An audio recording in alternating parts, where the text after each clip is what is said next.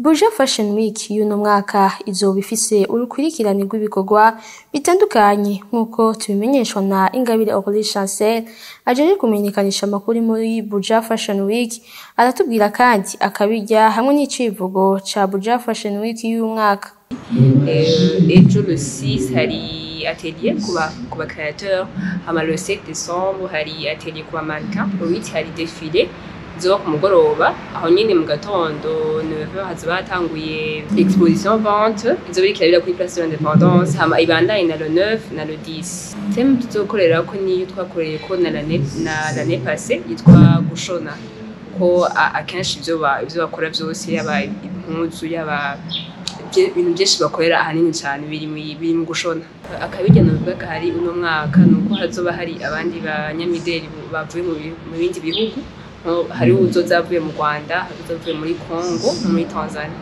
Ingabire Chancel aratumenyesha kandi ico urwaruka ruzitabira ivyo bikorwa ruzunguka hamwe n'igihugu muri rusange.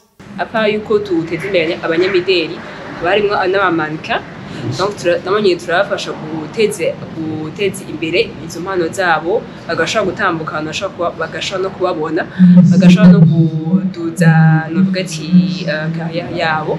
Hama ku gihugu naho birafasha cyane kuko en tout cas Buja Fashion Week nishika ngaho nyene n'ingenzi n'abari kure barabibona biciye ku marezo sociaux, bashobora kubona ati abarundi turashoboye n'ibi hama bagashobora no kuza mu gihugu cacu bakagura ibintu bikorerwa ngaho iwacu. Ivyo bikorwa vyatangujwe n'ikiganiro cahuje abahurikiye mu mashirahamwe y'abanyamideli, uwaserukiye ubushikiranganji bw'imico kama hamwe n'uwarimesheje ico kiganiro yaje aserukira ishirahamwe mpuzamakungu UNESCO. Ico kiganiro kikaba cari gihagaze ku kamaro k'inyambaro mu buzima bwa misi yose.